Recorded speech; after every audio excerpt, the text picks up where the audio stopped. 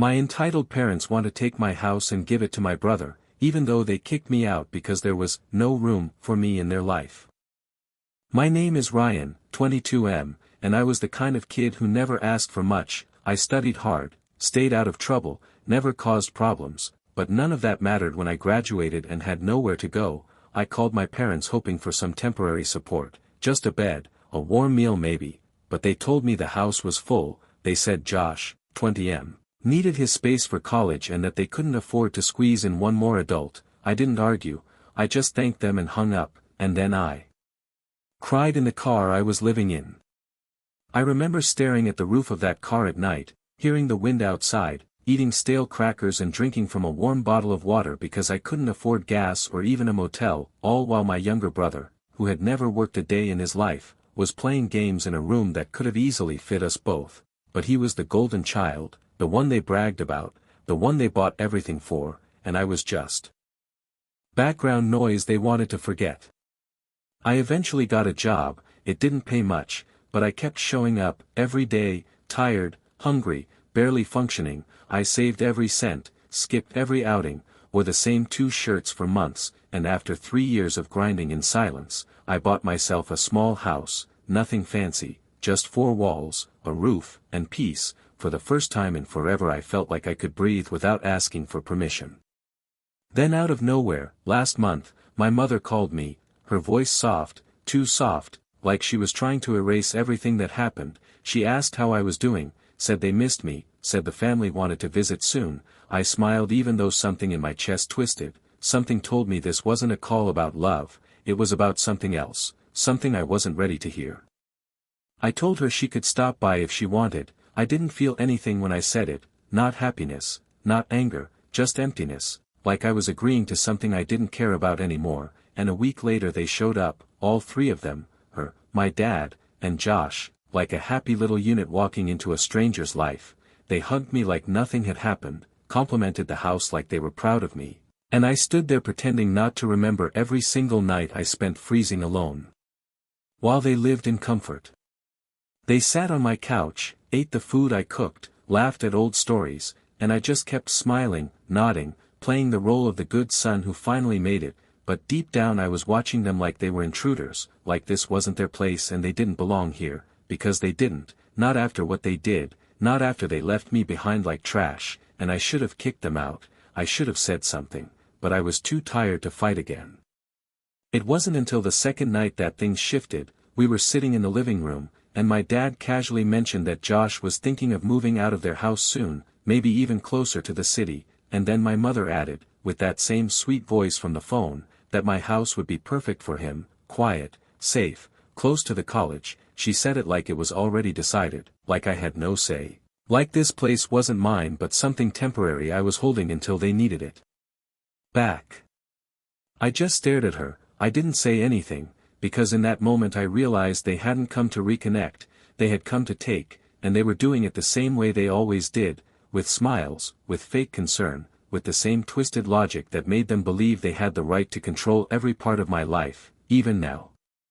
That night I barely slept. I lay there in my own bed, in my own house, listening to their voices down the hallway, laughing like they owned the place, like I wasn't even here, and every time I closed my eyes I remembered being 20, alone, freezing in the back seat of my car, watching families through frosty windows, wondering what it felt like to be wanted, to be safe. And now the same people who made me feel like nothing were sleeping under my roof like it was theirs. In the morning, I found a sticky note on the fridge from my mom, thanking me for letting them stay, saying how happy it made her, how proud she was, and at the bottom she added a little line about thinking it over, that the layout of the house was so perfect for Josh, how it wouldn't even take much effort to move in, like I was some kind of guest in my own life, like I'd just roll over and hand it to them with a smile.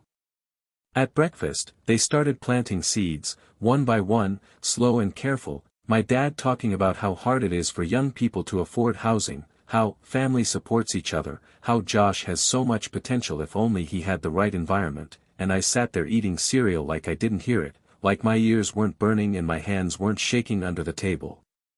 Then he said it, casually, like he was doing me a favor, that maybe I could help my brother get a head start, just for a year or two, until he found his footing, and I realized they weren't asking, not really, they were telling, in their own subtle way, with guilt and fake warmth, the same way they made me believe I was a burden all those years ago.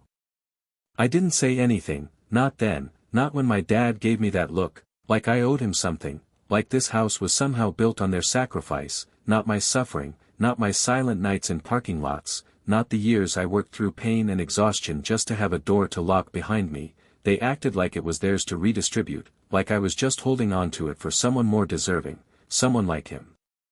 Josh didn't even speak, he just sat there smiling, scrolling on his phone like the whole conversation had nothing to do with him, like he already knew how this would go, like he'd seen it happen 100 times, me giving, them taking, me folding under pressure because that's what I did. I was the quiet one, the reasonable one, the one who didn't want to cause problems. And maybe that's why it hurt more, because they knew I wouldn't scream, I wouldn't curse, I wouldn't slam my fists on the table and tell them to get out. They knew I'd sit there and swallow every word, every insult wrapped in kindness, every manipulation disguised as family love. They knew how to twist the knife without even raising their voice. That night I stared at the ceiling again, just like I used to, except now I wasn't cold or hungry, I wasn't broken, but I felt the same, like I didn't belong in the one place I had built with my own hands, like I was once again being pushed out of something that was mine, and the worst part was, part of me still wanted their approval, still wanted them to say they were proud, still wanted to believe they saw me. But they didn't, they never did, and maybe they never will.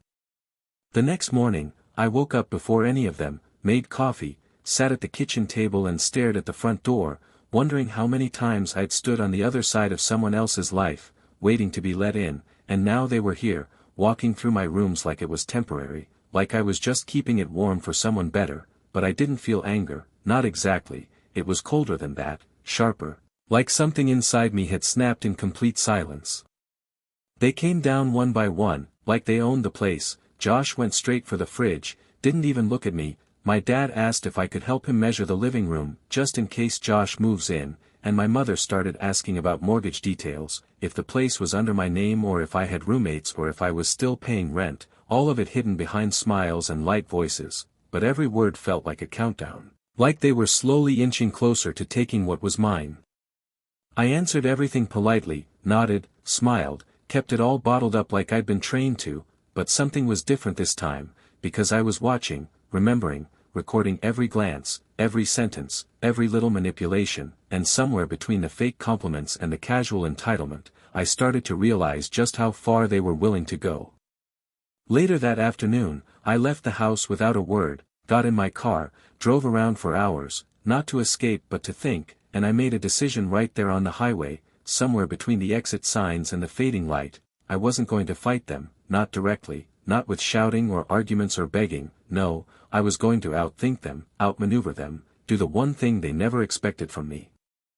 I was going to say no, and this time, I was going to mean it. When I got back, it was already dark, the house was quiet, but the air felt different, heavier, like they could sense the shift, like something in me had changed and they didn't know what to do with it. My mother looked up from the couch and asked if everything was okay. I smiled and said yes, but the smile didn't reach my eyes and she knew it. I saw it in the way she glanced at my father, in the way his jaw tensed just slightly. They knew I wasn't playing along anymore. The next morning, they tried again, this time more direct. My dad said they had been thinking about long-term solutions, that maybe it would be smart to have Josh stay here, to avoid dorm fees, to give him a quiet place to study, said I didn't really need a whole house for myself, that it was a lot to manage for just one person, and when I didn't respond, he kept going, like he could wear me down with logic dressed as concern. Josh barely looked up from his phone, like he was just waiting for the paperwork, like this was already a done deal, and when my mother brought up the idea of transferring ownership, to help them with taxes, that's when I realized, they weren't just fishing anymore, they were moving in for the kill. But I didn't flinch, didn't argue, I just stood there and listened, nodded, poured myself a glass of water, and said I'd think about it, and I watched the relief wash over her face, watched my dad sit back like he'd won something, watched my brother smirk like the house was already his, and for the first time in years I didn't feel sad or angry or broken, I felt in control. Because now I knew exactly what they wanted, and more importantly, I knew they had no idea who they were dealing with anymore. That night, while they slept in the rooms I cleaned, under the roof I paid for, I sat alone in the kitchen with my laptop open, reading through every document tied to the house, checking ownership, taxes, rights, protections, every clause and fine print, making sure there were no cracks they could slip through, no legal backdoor they could twist into leverage, and when I was done, I made a quiet folder on my desktop called "Just in Case," and I slept better than I had in weeks. The next morning, I printed out a few sheets, nothing dramatic, just a friendly-looking notey. CE with the words, "Tenant application denied," across the top and some legal language beneath it, and I placed it on the table next to their breakfast, didn't say a word, just made coffee, sat down, and waited. My mother was the first to read it, and I watched the warmth drain from her face like a faucet had been turned off. My father picked it up next, pretended to chuckle like it was some kind of joke, but his hands were too still, too careful, and Josh. He didn't say anything at all, just stared at me, wide-eyed, confused, like the script had suddenly changed and nobody told him. I didn't explain, didn't raise my voice, just told them I had thought about it, and I decided the house wasn't available, not for guests, not for tenants, not for anyone but me. And then I stood up, cleared my plate, and walked out of the room like the conversation never happened. Because I didn't need them to understand, I just needed them to know. The silence after that was loud, louder than any screaming match could have been. They didn't ask questions, didn't argue, just sat there in stunned quiet, and for the first time, I felt like I wasn't the one shrinking, I wasn't the one trying to disappear into the floor, they were the ones holding their breath now, waiting to see what I'd do next. Later that day, my mother tried again, this time with a softer approach, said she was worried about me, said I'd changed, that I used to be kind, that family was supposed to help each other, that I was letting money and pride get in the way of love, but every word felt like recycled guilt, like a lullaby she'd used 100 times before to keep me small, and I just stood there, listening, unmoved. My father stayed quiet most of the day, pretending to be busy on his phone, probably texting someone about how ungrateful I'd become, how the good son had turned cold, and my brother didn't even look at me anymore. He spent the rest of his time pacing, sulking, slamming the bathroom door like a child denied a toy he thought he already owned. I gave them 2 more days, 2 nights under my roof, 2 days to remember what it felt like to live in something they didn't earn, and on the 3rd morning, I left a note on the kitchen table, just a single sentence, printed in bold letters. You have 24 hours to leave. No anger, no drama, no fight, just facts. Because I wasn't arguing anymore. Because I didn't need them to understand. Because they had finally taught me something valuable, how to let people go and feel nothing. They didn't believe me at first, they thought it was just a warning, a bluff, some emotional tantrum I'd eventually apologize for, but when I came home that evening and found them still there, still lounging like it was their weekend retreat, I didn't say a word, I just walked past them, went to the guest rooms, opened the closets, and started pulling suitcases out, dropping them on the floor, one by one. That's when the panic set in. My mother followed me, asking what I was doing, her voice rising, cracking with confusion, but I didn't stop moving, didn't even look at her. My father got angry, raised his voice, said I was being disrespectful, said I was turning my back on family, but I just handed him the note again and pointed to the clock. Josh. He didn't say anything, just stood in the hallway watching everything fall apart, and for the first time in his life, I think he realized he wasn't getting what he wanted, not because he didn't ask right, not because I was being mean, but because he never earned it, never deserved it, and I wasn't his backup plan anymore. I stayed up that night, not to make sure they left, but to make sure I didn't feel guilt, and I didn't. Not an ounce, not a flicker, not even when I heard the front door close behind them early that morning, not even when I looked out the window and saw the car drive away without a word. Because this wasn't revenge. This wasn't spite. This was peace. And for the first time in my life, I chose myself. It's been 2 months since they left, and I haven't heard from them, not a single call, not a message, not even a whisper through mutual friends, and I know they're telling their side of the story somewhere, probably painting me as cold, selfish, ungrateful, the son who forgot where he came from, but that doesn't bother me anymore. Because I didn't forget. I remember everything. I remember the nights in the car, the fake apologies, the way they smiled when I had nothing, and frowned when I finally had something of my own. I remember being disposable, forgettable, invisible, until I became useful, and that's when I realized it was never about love, it was about control. They didn't want me back. They wanted what I built. And when they couldn't take it, they left, again. But I'm still here. In my home. In my peace.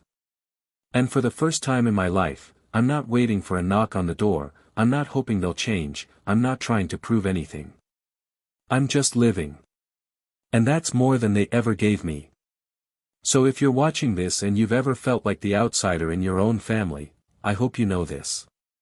You don't owe anyone your silence. You don't owe anyone your soul. And sometimes the best kind of revenge is moving on without them.